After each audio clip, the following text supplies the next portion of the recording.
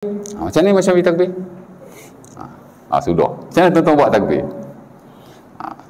Zahir qauli Syafi'i, hak Imam Syafi'i betul-betul lah hak dia sarankan. Ya. Macam mana? Demonstrasi sikit.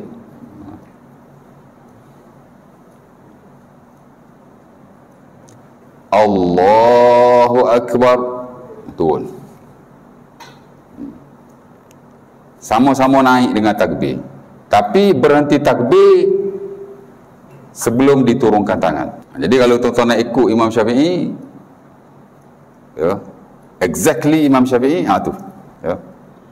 Satu lagi hak standard dalam mazhab Syafi'i. Hatta kalau kita lihat dalam muktamad mazhab Syafi'i Zuhaili pun, itu dia standard kan. Hak standard dalam mazhab Syafi'i ni bukan semua daripada Imam Syafi'i. Ada Imam Syafi'i tak galakkan begitu, tapi ulama angkat yang itu kerana dalil yang ada ni lebih menyokong. Standard ni kolektif tau. Dia bukan Nawawi seorang. Bukan kalau ulama-ulama lain ada banyak nama-nama dah kan. Apa dia? Daripada awal Allahu Akbar. Jadi kalau tuan-tuan buat Allahu Akbar, itu Imam Syafi'i turun. Kalau ambil daripada awal Allahu Akbar, itu mazhab Syafi'i. Ya. Dua ni hak paling kita lihat diangkat lah dalam mazhab Syafi'i. Satu Imam Syafi'i punya zahir qauli Syafi'i, satu hak muktamad dalam mazhab Syafi'i. Dan kita boleh rujuk dalam standard tu. Zuhaili pun ada sebut benda ni. Mengangkat tangan pada awal takbir, menurunkan tangan sehingga habis takbir, supaya tidak kosong pergerakan itu daripada zikrullah. Sebab ulama waktu kemudian ni dia pilih lagu tu. Dua ya. Satu lagi, angkat tangan dulu. Angkat tangan, Allahu Akbar. Itu mazhab Syafi'i tu. Tapi hak degree nombor 3 lah. Ya. Degree nombor 3. Angkat tangan dulu, Allahu Akbar. Takbir sambil turun, bukan sambil naik. Takbir sambil turun. 3. Boleh apa? Boleh ingat? Dan yang keempat ialah angkat tangan dulu, Allahu Akbar, baru turun. Jadi dia ada 4 versions of takbir in term of raising hands. Pertama, anak pun beli lah. Anak ingat, ya. Ya. Allahu Akbar, Allahu Akbar, Allahu Akbar, Allahu Akbar. Kalau pak-pak ni tuan-tuan buat, tuan-tuan mazhab Syafi'i ya. Ya. Yang kedua, di mana letak tangan? Mana letak tangan? Letak tangan tuan-tuan, hak standard dalam mazhab Syafi'i, antara telinga dan bahu. Macam tu. Jangan atas telinga. Atas telinga tu Hanafi. Ya, itu dia ikut hadis Wa'il bin Hujur. Kita gabung dua-dua. Hadis Ibnu Umar, hazwa mankibaihi, kana Nabi yarfa' yadayhi idza iftataha as-salah hazwa mankibaihi. Hadis Bukhari Muslim. Nabi bila dia masuk sembahyang, dia takbiratul ihram lah, dia mengangkat tangan di paras bahunya. Satu lagi ada hadis yang lain, hadis Wa'il bin Hujur, ya, hadis Abu Humaid As-Sa'idi, tak silap saya.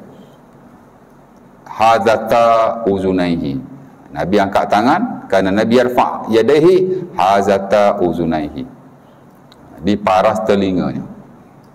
Ya. Imam Syafi'i dia gabung dulu. Mana dia kata di tengah-tengah. Ya, ada sebagai ulama kata sama ada bahu atau telinga, pasal ada dua nas ni je. Tapi Imam Syafi'i dia gabung dua-dua. Ya. Ada bukan Syafi'i sajalah ya, sebagai ulama dan mazhab yang lain pun, dan kalau tak silap saya majoriti, tak silap saya mungkin saya silap. Ya. Maksudnya tiga-tiga applicable. Tuan-tuan angkat kat bahu sunnah insya-Allah, tuan-tuan angkat kat telinga sunnah insya-Allah, tuan-tuan angkat di antara kedua-duanya dengan menggabungkan kedua-dua hadis itu menurut perspektif ulama masing-masing lah, termasuk standard mazhab Syafi'i juga sunnah insya-Allah. Tiga-tiga applicable dan dalam bab ni dia open. Al-Imam Syafi'i rahimahullah masa dia di Mekah lah ya, dia pergi Mekah, dia duduk di Baghdad. Mula dia pergi Mekah Madinah, kemudian dia pergi Baghdad, kemudian dia balik ke Mekah ke Madinah, kemudian dia pergi Baghdad lagi sekali. Ya.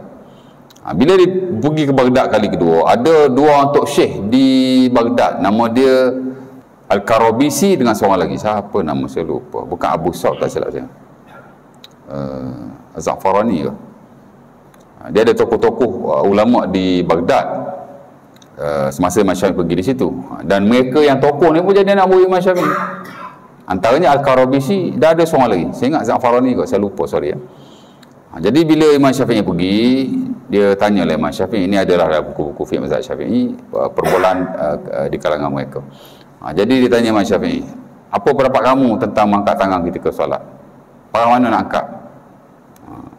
Setahu aku ada hadis Ibnu Umar di mana kata beliau kerana Nabi yarfa'idhi hazwa mankib. Ya. Lepas tu member seorang lagi pula jawab pula. Seorang lagi saya tak ingat nama apa. Dia kata ada satu lagi hadis lah, hadis Wa'ibi Hujur, kerana Nabi yarfa'idhi hatta hazata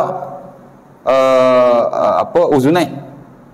Macam mana nak buat ni? Ada dua hadis lain-lain ni. Adakah Nabi pada waktu ini mengangkat di para dada ataupun pada bahu, ataupun pada waktu lain mengangkat pada para telinga, dalam different occasion lah, dia tanya.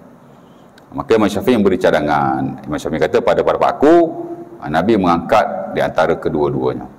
Jadi sebagian sahabat melihat seolah-olah pada peringkat bahu, dan sebagian melihat pada peringkat telinga. Jadi dia menggabungkanlah kedua-duanya. Jadi saya lihat pendapat itulah yang distandardkan sampai ke hari ini. Imam Syafi'i dalam hal ni dia ada dua pendapat. Pendapat pertama, bertakbir secara pendek semua. Ya, takbiratul ihram pendek, Allahu Akbar. Takbir rukuk pun pendek, Allahu Akbar. Takbir sujud pun pendek, Allahu Akbar. Pendek belaka. Walaupun perbuatan tu panjang.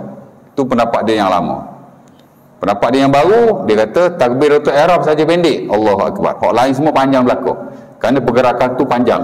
Isilah pergerakan tu dengan zikrullah, dan itulah yang di standardkan. Jadi kalau tuan-tuan takbiratul ihram lama, more than 2 harakat, Allahu Akbar. Itu bukan mazhab Syafi'i. Mazhab Syafi'i sepakat para ulama. Nawawi dalam banyak buku beliau, takbiratul ihram mesti dibaca dengan mat, mana cannot be more than qasar, tidak boleh lebih dari 2 harakat. Adapun takbir-takbir yang lain dibaca dengan mat, mana more than 2 harakat untuk nak isi pergerakan itu, ya. Itulah cerita dia.